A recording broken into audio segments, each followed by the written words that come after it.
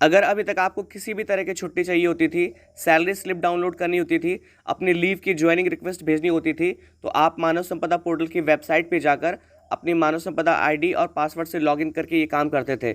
इस प्रोसेसिंग में काफ़ी समय लगता था।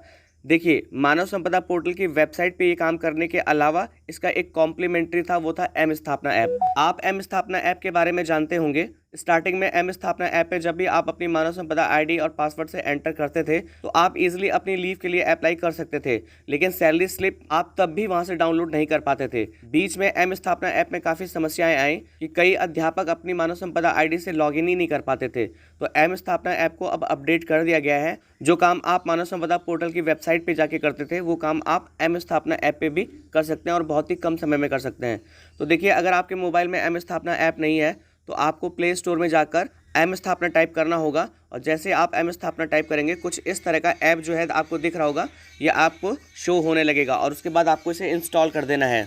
जैसे ये ऐप आपके मोबाइल में इंस्टॉल हो जाएगा, यहाँ पर एक ओपन का ऑप्शन आएगा, आपको ओपन पे क्लिक करना होगा। जैसे आपने ओपन पे क्लिक किया, जो अगला इंटरफेस आएगा उसमें एम स्थापना और उत्तर प्रदेश का इस टाइप का एक लोगो बना हुआ आएगा और आपको वेलकम कंटिन्यू टू लॉगिन पे क्लिक करना होगा, जो सबसे नीचे लिखा हुआ है। तो जैसे आप वेलकम कंटिन्यू टू लॉगिन पे क्लिक करेंगे, एक नया इंटरफेस आपके सामने आएगा। इसमें सबसे पहले आपको अपना डिपार्टमेंट सेलेक्ट करना होगा। यहाँ पर बहुत सारे डिपार्टमेंट हैं, आप इसमें से अपना डिपार्टमेंट सेलेक्ट कर लीजिए। हम बेसिक एजुकेशन डिपार्टमेंट के हैं तो हम बेसिक एजुकेशन को सेलेक्ट करेंगे। उसके बाद आपको inter your EHRMS user ID, यानी कि आपको अपनी मानव संपदा आईडी यहाँ पर एंटर करना होगा। मैं अपनी मानव संपदा आईडी यहाँ पर एंटर कर देता हूँ। मानव संपदा आईडी एंटर करने के बाद आपका मानव संपदा आईडी का जो पासवर्ड है वो उसके नीचे वाले सेक्शन में आपको एंटर करना होगा। मैं अपना पासवर्ड यहाँ पर एंटर कर देता हूँ। पासवर्ड एंटर करने के बाद आपको यहाँ पर एक ऑप्शन मिलेगा, I am not a robot, कि आप एक रोबोट नहीं है। ये वेरीफाई करने के लिए इसके पहले एक चेकबॉक्स है, आपको यहाँ पे क्लिक करना होगा। तो जैसे आप चेकबॉक्स पे क्लिक करेंगे एक क्वेश्चन आएगा, कैप्चा क्वेश्चन है। यहाँ पर लिखा है 3 - 2 और आपको इसका आंसर लिखना है। देखिए, आपके मोबाइल में किसी भी तरह का क्वेश्चन आ सकता है, एडिशन का आ सकता है, सब्ट्रैक्शन का आ सकता है, डिवीजन का आ सकता है। फिलहाल यहाँ सब्ट्रैक्शन का है, तो 3 - 2 1 होता है, तो हम इसका आंसर 1 यहाँ पर टाइप कर देंगे। फिर आपको वेरीफाई पे क्लिक करना होगा। उसके बाद आपको नीचे सबमिट टू लॉगिन पे क्लिक करना होगा। तो जैसे आप सबमिट टू लॉगिन पे क्लिक करेंगे, यहाँ पर आपको 3 ऑप्शन या 3 फैसिलिटी मिलेंगी। सबसे पहला है लीव मैनेजमेंट, फिर है सैलरी स्लिप और उसके बाद है सर्विस बुक। लीव मैनेजमेंट में हम सबसे लास्ट में आएंगे, पहले आपको सर्विस बुक के बारे में बताते हैं। देखिए, जब आप मानव संपदा पोर्टल की वेबसाइट पे जाके अपने सर्विस बुक को डाउनलोड करते हैं तो वो पूरा सर्विस बुक आपका डाउनलोड हो जाता है, लेकिन यहाँ पर पूरी सर्विस बुक अपडेट नहीं है। आपको जो मेन इन्फॉर्मेशन है सर्विस बुक की वो आपको यहाँ पर दिखेंगी। तो जैसे हम यहाँ सर्विस बुक पे क्लिक करेंगे तो देखिए, सबसे पहले आपका मानव संपदा आईडी, आपका नाम, आपके फादर्स ने आपके फादर का नाम, आपका date of birth, gender, designation और पोस्टिंग ऑफिस, यानी कि जो भी आपका स्कूल है उसका नाम आएगा। उसके बाद देखिए, यहाँ पर आपको एड्रेस डिटेल दिख रहा होगा। आप एड्रेस डिटेल पे क्लिक करेंगे तो आपको आपका होम डिस्ट्रिक्ट दिखेगा, आपका परमानेंट एड्रेस दिखेगा। उसके बाद आपका एजुकेशन डिटेल अगर आपको देखना है तो आपको एजुकेशनल डिटेल्स पे क्लिक करना होगा। तो देखिए, एजुकेशनल डिटेल में अगर आपने BTC किया तो BTC की डिटेल आएगी, और अगर आपने B.Ed किया तो B.Ed की डिटेल आएगी। मैंने B.Ed किया है तो यहाँ पर B.Ed की डिटेल आ रही है, एजुकेशन B.Ed साइंस। उसके बाद है बोर्ड नेम, किस यूनिवर्सिटी से या किस बोर्ड से आपने B.Ed किया उसका नाम आएगा, पासिंग ईयर आएगा, और परसेंटेज की आपने कितना परसेंटेज गेन किया था वो परसेंटेज यहाँ पर आ जाएगा। फिलहाल ये सारी चीज़ें हमने देख ली सर्विस बुक की, यही इन्फॉर्मेशन अभी यहाँ पर अपडेट है। उसके बाद हम चलेंगे सैलरी स्लिप पे। तो देखिए, जैसे ही हम सैलरी स्लिप पे क्लिक करेंगे तो देखिए, इसमें सबसे पहला ऑप्शन मिलेगा आपको सेलेक्ट मंथ एंड ईयर। तो यहाँ पर आपने क्लिक किया तो देखिए, मार्च 2021 से जो सैलरी स्लिप है वो आप देख सकते हैं। तो सबसे पहले आपको ईयर सेलेक्ट करना होगा। तो यहाँ पर देखिए, ईयर हमने 2021 सेलेक्ट कर लिया। उसके बाद आपको मंथ को सेलेक्ट करना होगा। तो मंथ आप मार्च, अप्रैल, मई, जून, जुलाई कोई सा भी सेलेक्ट कर सकते हैं। फिलहाल अभी आपको जून ही करना होगा क्योंकि जून तक का सैलरी आपका अपडेट हुआ होगा। तो जैसे अगर मैं यहाँ पर मंथ जून सेलेक्ट कर लूँ, उसके बाद हम ओके पे क्लिक करेंगे।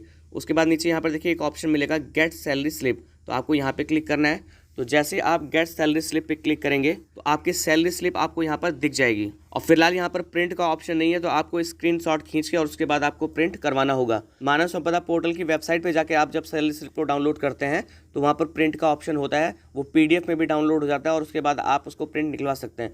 फिलहाल कोई इशू नहीं है, आप इसका स्क्रीनशॉट खींच लीजिए और जहाँ भी इसका प्रिंट निकलवाना चाहते हैं वहाँ पर आप व्हाट्सएप पर शेयर करके और इसका प्रिंट निकलवा सकते हैं।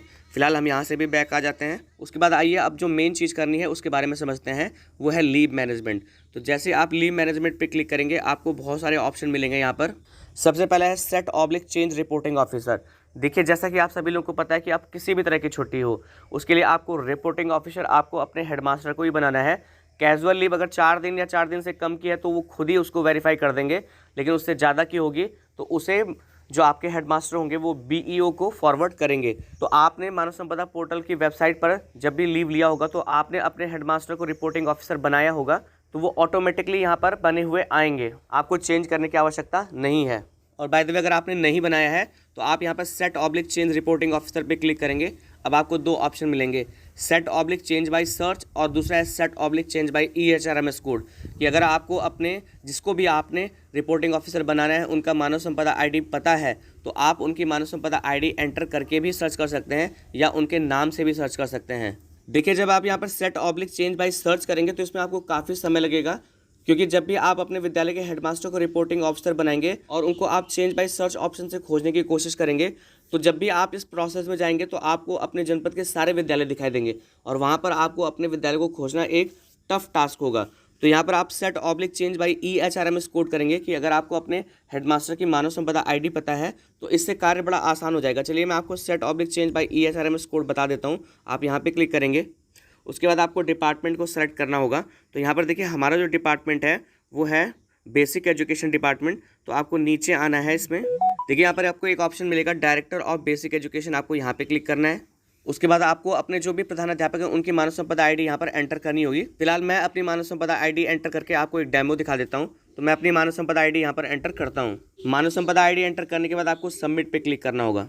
तो जैसे आप सबमिट पे क्लिक करेंगे, जो भी आपके हेडमास्टर हैं जिनकी मानव संपदा आईडी आपने यहाँ पर एंटर की है उनका नाम आ जाएगा और उनका डेजिग्नेशन आ जाएगा। आपको कन्फर्म पे क्लिक करना होगा। तो जैसे ही कन्फर्म पे क्लिक करेंगे वो आपके रिपोर्टिंग ऑफिसर सेट हो जाएंगे। फिलहाल हम इसको यहाँ पर कैंसिल कर देते हैं और यहाँ से बैक आ जाते हैं। तो देखिए हमने रिपोर्टिंग ऑफिसर के बारे में आपको बता दिया। अब दूसरा ऑप्शन है अप्लाई फॉर लीव, तो आपको यहाँ पे क्लिक करना है। सबसे पहले आपको लीव का टाइप सेलेक्ट करना होगा और देखिए ऊपर रिपोर्टिंग ऑफिसर का नाम आपके आ जाएगा। तो आप लीव का टाइप यानी कि जिस भी प्रकार का आप लीव लेना चाहते हैं, अगर अर्न लीव लेना चाहते हैं, कैजुअल लीव लेना चाहते हैं, रिस्ट्रिक्टेड हॉलीडे लेना चाहते हैं, या स्पेशल लीव लेना चाहते हैं, कि मेडिकल लीव लेना चाहते हैं, कि एक्स्ट्रा ऑर्डिनरी लीव लेना चाहते हैं, जिस भी प्रकार का आप लीव लेना चाहते हैं वो लीव आपको यहाँ पर सेलेक्ट करना होगा। जैसे बाय द वे हम मान लेते हैं कि हम यहाँ पर कैजुअल लीव लेते हैं, तो कैजुअल लीव लेने के बाद आपको यहाँ पर डेट को सेलेक्ट करना होगा। तो सबसे पहले हम यहाँ पर फ्रॉम डेट डालेंगे। तो अगर आप आज छुट्टी ले रहे हैं या कल छुट्टी ले रहे हैं, चलिए हम कल की छुट्टी ले रहे हैं, तो हम यहाँ पर 29 तारीख को सेलेक्ट कर लेते हैं, फिर ओके पे क्लिक करेंगे। फ्रॉम डेट में आपने जिस दिन छुट्टी ली है वो डेट डालनी होगी और टू डेट में अगर आपने एक दिन की छुट्टी ली है तो आपको 29 जुलाई को ही सेलेक्ट करना होगा। उसके बाद आप ओके पे क्लिक करेंगे। फिर उसके बाद आपको एक ऑप्शन मिलेगा ग्राउंड का, तो यहाँ पे लिखा है सेलेक्ट ग्राउंड और रीजन, कि किस ग्राउंड पे आप छुट्टी लेना चाहते हैं, तो आपको यहाँ पे क्लिक करना होगा। यहाँ पर लिखा है कि चाइल्ड वर्क, डोमेस्टिक वर्क और personal work, family welfare programme, for study, LTC, medical ground, visit abroad. तो आपको जो भी यहाँ पर रीज़न अप्रोप्रिएट लगता है। फिलहाल हम यहाँ पर देखिए जब भी कैजुअल लीव लेते हैं तो डोमेस्टिक वर्क और पर्सनल वर्क के लिए लेते हैं, तो हम दूसरे वाले ऑप्शन को सेलेक्ट कर लेते हैं। उसके बाद देखिए यहाँ पर प्रीफिक्स इन डेज लिखा है और उसके बाद सफिक्स इन डेज लिखा है कि जिस दिन भी आप छुट्टी ले रहे हैं अगर उससे पहले कोई छुट्टी है तो उसका नंबर आपको यहाँ पे डालना होगा। अगर 2 छुट्टियाँ रही होंगी तो 2 डालना होगा, अगर 1 रही होगी तो 1 डालना है। जैसे अगर कोई मंडे को छुट्टी ले रहा है तो मंडे से पहले संडे को छुट्टी होती है तो प्रीफिक्स में 1 डालेगा। अब यहाँ पर सफिक्स का मतलब क्या है कि अगर कोई सैटरडे को छुट्टी ले रहा है तो उसके अगले दिन छुट्टी होती है, तो यहाँ पर नंबर ऑफ सफिक्स डेज आपको 1 डालना होगा।